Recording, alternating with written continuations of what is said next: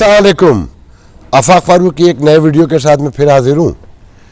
सक्खर में ही हूँ अभी तक, भाई के घर पे। दिलचस्प लोगों से मुलाकातें हैं, पाकिस्तान के सियासी हालात पर, इंटरनेशनल रिलेशन पे भी लोग बात करते हैं। माशाल्लाह बहुत पढ़े लिखे लोग रहते हैं अराउंड में। तो पहले तो मैं ये बताऊं कि देखें, ये यहाँ कोरोना की सिचुएशन किसी को नहीं पता क्या है। हुकूमत गलत बयानी से काम ले रही है। ये जो आप मीडिया पे ख़बरें देख रहे हैं लॉकडाउन के, स्मार्ट लॉकडाउन, ये बड़े शहरों में कहीं कोई ड्रामा हो रहा हो तो हो रहा हो। 99% इस 15 लाख लोगों के शहर में 99.9% लोग विदाउट मास्क घूम रहे हैं। एक दूसरे के गले लगते हैं, हाथ मिलाते हैं। आप हाथ ना मिलाएं तो उनके चेहरे पे शदीद नागवारी देखने में आती है। मैं मुख्तसर एक छोटा सा वाक़या सुना दूं कि एक बहुत पुराने जानने वालों के घर फैमिली में से एक मेंबर मिले अचानक, और वो प्यार से मेरे गले में 3 बार झूल गए। मैंने बहुत मजबूरी में उनसे कहा कि सर वो थोड़ा सा कोरोना का, तो एक लम्हे में उनके चेहरे पर नागवारी के तासुरात देखे गए। कोई बंदा तैयार ही नहीं है, मानने को तैयार नहीं है।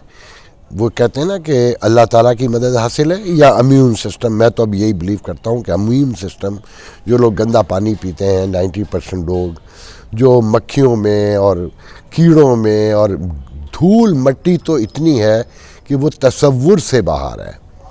मैंने कहा, पिछले वीडियो में भी कहा था कि देखें रियासत अपना वजूद खो चुकी है, कोई माने कोई ना माने। मैं एक बात का यहाँ ये भी जवाब देना चाहूँगा कि कुछ लोगों ने मुझ पर बहुत शदीद संगीन इल्ज़ामात लगाए हैं कि मैं फ़ौज की हिमायत करके अपनी खाल बचाने की कोशिश कर रहा हूँ कि मैं पाकिस्तान आया हुआ हूँ। देखें जी, मैं बार बार वाज़े तौर पे ये कहता रहा हूँ, अब भी कह रहा हूँ कि बुराई की जड़ जर्नैल हैं। आम फ़ौजी को तो मैं कभी भी नहीं कहा, ना कहूँगा कि वो बेचारा तो आप जैसी मुझ जैसी पतली ही दाल खाता है और चंद हज़ार रुपये पे अपनी जान निछावर करता है। ये जितने लोग हैं आज पॉलिटिक्स में, पाकिस्तानी में, ये सब उन्हीं के लाए हुए लोग हैं। छांट छांट के, ढूंढ ढूंढ के लाते हैं कि खुदा न खास्ता कोई काम तो नहीं कर लेगा। तो ये भी जो मौजूद हैं इनका भी यही हाल है, बल्कि मैं कहूँगा कि ये इंतहाई द्रोहगोई से काम लेते हैं और मीडिया कंट्रोल करके समझते हैं कि दुनिया को, पाकिस्तानी अवाम को, सबको बेवकूफ़ बना लेंगे। जब मेरा ख़्याल ये है, मैं हमेशा कहता हूँ और सभी का ही ख्याल है ये, कि जब आप अपनी ज़ात से ख़ुद झूठ बोलते हैं तो बेसिकली किसी को धोखा नहीं दे रहे होते, ख़ुद अपने आप को पहले दे रहे होते हैं। तो यहाँ हर शख्स, सियासतदान हो, जर्नैल हो, ब्यूरोक्रेट हो, डॉक्टर हो, इंजीनियर हो, जिस शोबे में जो काम करता है वो अपने आप को ही धोखा दे रहा है। लेकिन जी, छोटे शहरों से ज़्यादा पता चलता है कि आपकी इकॉनमी क्या है, आपके समाजी हालात क्या हैं, आपके सियासी हालात क्या हैं, आपके तासुबात क्या हैं, आपकी खुशहाली, सलामती, बका छोटे इलाकों में ज़्यादा पता चलती है। रख रखाव से, उनकी गुफ्तगू से, उनकी परेशानियों से, उनके थॉट से। तो यहाँ देखें, मैं अपने भाई के स्कूल में बैठा हुआ था परसों, तो एक साहब आए, मेरा एक नेफ्यू लेकर आया कि अपने बाप से उसने मुखातिब को कहा कि अबू आपसे बात करते हुए थोड़ा सा शर्मा रहे थे, घबरा रहे थे, इनकी कुछ बच्चों की फ़ीस का मसला है, तो please do something for him. तो उन्होंने पूछा, तो उन्होंने कहा 4 बच्चे उनके, मेरे भाई के स्कूल में पढ़ते हैं। ये एक लोअर मिडिल क्लास स्कूल है बेसिकली, जिसमें 600-700 रुपये फ़ीस है, जहाँ तक मेरा अंदाज़ा है। पता चला कि उनके 4 बच्चों की फ़ीस 8 माह से नहीं आई है, कोई $46,000 के करीब, 8 माह या उससे भी ज़्यादा, क्योंकि जो मुझे बताया गया 46,000 रुपीज़, उसमें मेरे भाई ने उसके 12,000 रुपये तो छोड़ दिए। वो बेचारे सिर्फ 10,000 रुपये दे सके कि रोटी घर में लाना इस वक्त मुश्किल है। दूसरी तरफ मेरी नीस का बेटा सिटी स्कूल में जाता है इसी शहर में, जो ऑलरेडी 10,000 रुपीज़ फ़ीस है।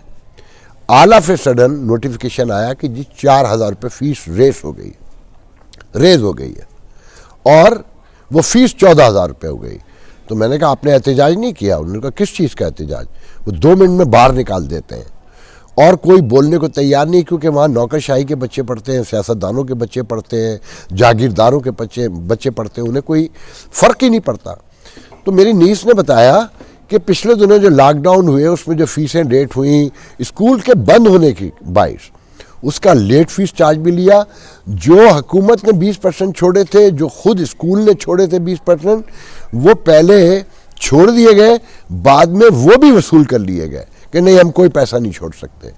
تو اس ملک میں جو اشرافیہ ہے جس نے قبضہ کیا ہوا ہے، وہ کہیں معاف کرنے کو تیار نہیں ہے، کیونکہ ان کے بچوں کے ان کے باہر ملکوں میں جو اثاثے ہیں، جہاں جو ان کی رہائش گاہیں ہیں، وہاں کے اخراجات کم نہیں ہو سکتے، وہ ڈالر میں، ان ٹرم آف ڈالر میں جاتے ہیں۔ ویسے خیال رکھیے گا اس ملک میں لوگ چاہے وہ 15,000 کماتا ہے یا 15 لاکھ کماتا ہے، وہ کماتا روپے میں خرچ ڈالر میں کرتا ہے۔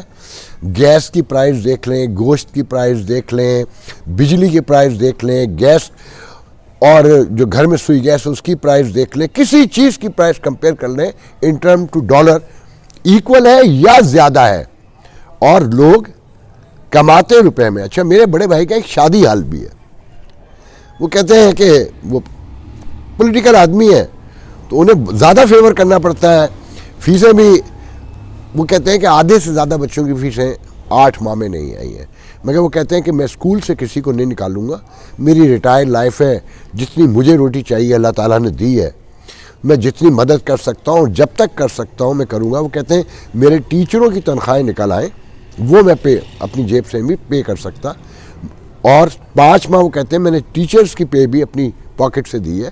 تو ان کی خواہش یہ ہے کہ یہ چلتا رہے اسکول، اور یہی حال شادی حال کا ہے کہ انہوں نے مجھے جب حساب بتایا تو 100 روپیہ پر پرسن نہیں لوگ دینے کو تیار ہیں، 100 روپیہ، مگر 70,000 روپے کا کھانا 80,000 روپے کا۔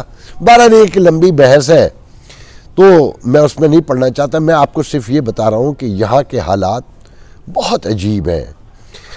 کرونا کا تو میں نے آپ کو بتا دیا کہ کوئی سچویشن ہی نہیں ہے، عام آدمی کی زندگی بالکل اجیرن ہو چکی ہے، سیاستدان، جرنیل، بیوروکریسی، یہ سب ایک گروپ ہے۔ میں تو یہ سمجھتا ہوں انہیں تو اپنی فیسلٹیز چاہیے، اپنی عیاشیاں چاہیے، جو آپ سب کو پتہ ہے کہ وہ کیا کر رہے ہیں۔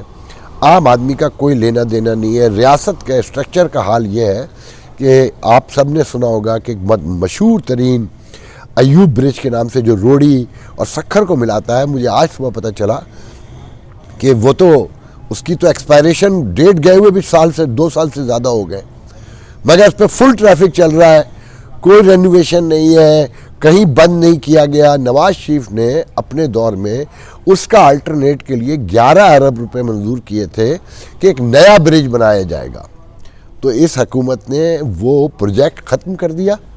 اس کے خلاف اسلام الدین شیخ جو سینیٹر ہیں، جو اسٹیبلشمنٹ کے پیپلز پارٹی میں نمائندے ہیں، اور جنہوں نے بینکوں کے قرضوں سے اور حکومتوں میں شامل رہ کر دولت کمائی، اور پورا خاندان موجود ہے کہ بیٹا میئر ہے، بھائی کہیں MNA ہے، خود سینیٹر ہیں، پورا خاندان انوالو ہے۔ جیسے سچویشن ہے اس میں مجھے یاد آیا کہ آصف زرداری نے جس دن بے نظیر بھٹو نے امریکہ میں اعلان کیا تھا پاکستان جانے کا، واشنگٹن ورجینیا میری لینڈ میں ڈاکٹر منظور کے گھر، تو وہاں کسی موقع پر مجھ سے گفتگو کرتے ہوئے آصف زرداری نے اسلام الدین شیخ کے لیے کہا کہ بابا سکھر کا کوئی فیصلہ میں اسلام الدین شیخ کی مرضی کے بغیر نہیں کر سکتا، کیونکہ جب میں جیل میں تھا اسلام الدین شیخ بھی جیل میں تھا، اس کے گھر سے میری روٹی آتی تھی۔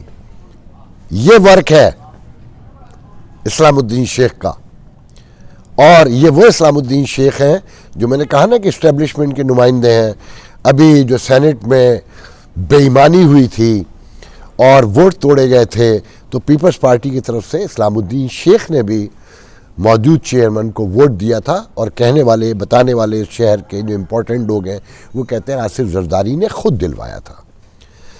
اب میں تھوڑا سا پلٹتا ہوں، آپ نے آج سنا ہوگا کہ امریکہ میں بائیڈن پریزیڈنٹ الیکٹ نے جو کلائمیٹ چینج کی جو ٹیم بنائی ہے اس 8 لوگوں میں ایک پاکستانی شامل ہے، علی زیدی، پینسلوینیا کے رہنے والے ہیں، 5 سال کی عمر میں کراچی سے امریکہ موو ہوئے تھے، ہارورڈ کے اور جارج ٹاؤن یونیورسٹی کے پڑھے ہوئے ہیں، اس سے پہلے اوباما ایڈمنسٹریشن میں کلائمیٹ چینج کے حوالے سے کام کرتے رہے ہیں، اور ابھی تک گورنر نیو یارک کی جو کلائمیٹ چینج کی ٹیم ہے اس میں بڑے اہم عہدے پہ تھے، اور انہیں بائیڈن نے جو ٹیم بنائی ہے ٹاسک فورس کلائمیٹ چینج کی، اس میں بظاہر تو وہ ڈپٹی کوآرڈینیٹر ہے، مگر ان کا عہدہ سیکریٹری لیول کا ہے، مطلب وزیر ہیں وہ وفاق کے۔ یہ ایک بہت بڑی تبدیلی ہے۔ اچھا دیکھیں، میں آپ سے کہتا رہا ہوں نا کہ جو لوگ آپ کو پاکستانی میڈیا میں نظر آتے ہیں، پاکستانی امریکہ کی پالیٹکس کے حوالے سے امریکن پاکستانی، ان کا کہیں کوئی وجود نہیں ہے، ان میں سے کسی کو کسی ٹرانزیشن ٹیم میں بھی نہیں رکھا گیا۔ یہ پک اپ جو ہے بائیڈن نے خود ٹیلی فون کر کے کیا ہے، اور کلائمیٹ چینج کے حوالے سے ان کا بڑا کام ہے اور بہت بڑا نام ہے امریکہ میں۔ تو ساتھ میں کچھ لوگوں نے مجھ سے کہا ہے کہ جی اسرائیل، یہ ابھی شاہ محمود قریشی نے پریس کانفرنس کی UAE میں جا کے، تو دیکھیں جناب، منانے گئے تھے۔ جو میری اطلاعات ہیں، اسرائیل کو تسلیم کرنے کے لیے ہم بالکل تیار بیٹھے ہیں، اور صرف سعودی عرب کے اشارے کی دیر ہے، کیونکہ جو میری معلومات ہیں امریکن بلاک میں ہم بتدریج انٹر ہو رہے ہیں، کیونکہ ہمیں چاروں طرف سے گھیر لیا گیا ہے۔ چائنا کو ہم نے پھر ناراض کر دیا ہے کہ چائنا کو ہم کسی موقع پہ منا لیں گے اپنی مجبوریاں دکھا کے۔ تو اسرائیل کو ہم بالکل تیار بیٹھے ہوئے ہیں۔ یہاں 1-2 اینکر ہیں جو مخالفت کر رہے ہیں۔ دیکھیں، جو اب تبدیلی آنے جا رہی ہے اس پورے خطے میں، یہ مڈل ایسٹ ہے نا، اس کے 17 ملک ہیں، جس میں جو میجر ملک ہیں، سب سے بڑی آبادی ایجپٹ کی ہے، پھر ٹرکی ہے، ایران ہے، اور پھر لیبیا سے لے کر قطر، بحرین، UAE پورا، سعودی عرب، یہ سارا۔ تو اس میں ایک ایران الگ ہے، اور قطر بہت چھوٹی سی آبادی ہے۔ یہ 450 ملین لوگ ہیں ان 17 ملکوں میں، گو کہ عرب جو ہے وہ پوری دنیا میں 430 ملین بتائے جاتے ہیں، مگر اس خطے میں جو لوگوں کی آبادی ہے 411 بتائی جاتی ہے، 411 ملین 2016 کے ایک سروے کے مطابق۔ اب 2020 میں کہتے ہیں کہ یہ اراؤنڈ 450 سے 470 ملین کے قریب ہے۔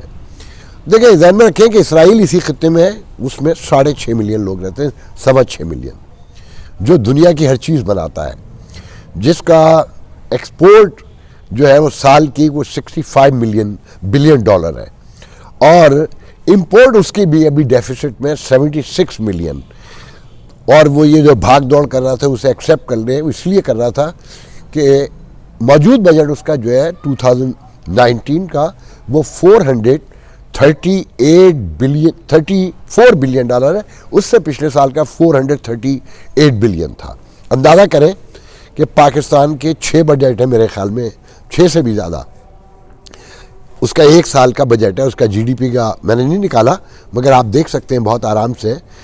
اب جس خطے میں وہ ہے، ٹرکی نے آپ کو پتہ ہے دوبارہ ایکسیپٹ کر لیا 2 سال لگا کے، اور آل آف اے سڈن کیا، تو سب کی واپسی ہو رہی ہے۔ دیکھیں، ٹرکی کا ذہن میں رکھیں، اس کا جو یورپ سے معاہدہ ہے اس سلطنت عثمانیہ کے خاتمے پہ 2016 میں، 100 سال پہلے 1916 میں، 1923 میں تک کا ہے وہ، 1923 میں معاہدہ ہوا ہے، ایک 16 میں بھی ہوا ہے، ایک 1923 میں ہوا ہے، جو 2023 میں ختم ہوگا، جس کے مطابق یہ پورا خطہ سعودی عرب، یہ سارے جتنے بڑے سیریا اور یہ سارے جو نا اس کا حصہ ہے، اور اس نے سیریا پہ کلیم ڈال بھی دیا ہے۔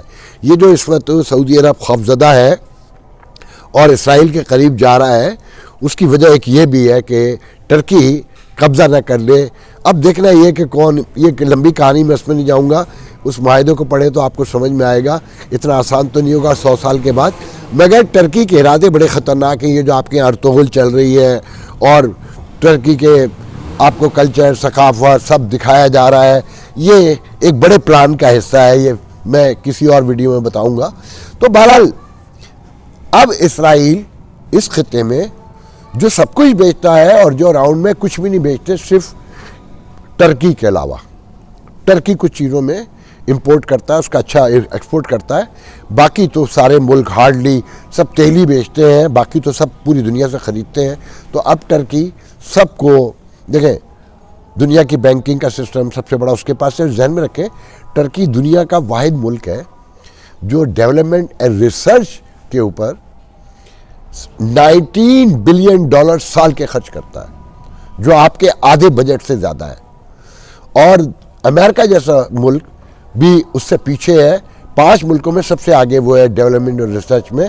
اور امریکن جو ہے نا اسٹارٹ اپ جسے کہتے ہیں کہ کوئی نیا بزنس شروع کرنا ہو تو امریکن جو بزنس مین ہے وہ اسٹارٹ اپ کے طریقے، فیزیبلٹی، آئیڈیا، انوویشن اسرائیلی کمپنیوں سے خریدتے ہیں۔ تو اسرائیل اب ان کو ہر چیز بیچے گا اس پورے خطے میں، اور اسے اول تو کچھ بیچنے کو ہے ہی نہیں کسی کے پاس اس ایریے میں، اگر ہے تو کہہ دے گا حضور ہماری تو آبادی اتنی سی ہے، 2 ٹرک پیاز کے بھجوا دیجئے، بہت زیادہ ہوگا تو وہ اس پورے ایریے کی اکانومی کو کنٹرول کرے گا۔ اور پاکستان 22 کروڑ کی آبادی کا ملک ہے، یہ بھی چڈی بنیان بنانے کے علاوہ کچھ نہیں کرتا، کچھ اسپورٹس کی تھوڑی سی گڈز بناتا ہے۔ تو یہ ذہن میں رکھیں کہ ہم ذہنی طور پہ تیار ہیں، ہم انٹرنیشنل کمیونٹی سے کٹ کے نہیں رہ سکتے۔ اور میں ایسے برائی بھی نہیں سمجھتا کہ اگر آپ کو انڈیا کو بیلنس کرنا ہے، امریکہ کو بیلنس کرنا ہے، ایک ایران ہے آئسولیشن میں ہے، ایران ہمیں بچا نہیں سکتا، ہمارا بھائی ہے، دوست ہے، مگر ہم اس کی بنیاد پر اپنی ریاست کی قربانی نہیں دے سکتے۔ تو یہ سارے معاملات ہیں فوری طور پہ۔ آخر میں صرف یہ کہوں گا کہ پی ڈی ایم کے لاہور میں جلسے کی ناکامی سے عمران خان حکومت مضبوط ہوئی ہے، اسے بڑا حوصلہ ملا ہے۔ اور یہ جو آپ انتخابات کی کہانی سن رہے ہیں نا سینٹ کے 1 ماہ پہلے، تو یہ اسی اعتماد کے نتیجے میں ہو رہا ہے۔ ابھی بہت کچھ ہونا باقی ہے، جب میں سکھر سے نکلوں گا تو انشاءاللہ دوسرے ویڈیو میں آپ کو بتاؤں گا۔ اللہ حافظ۔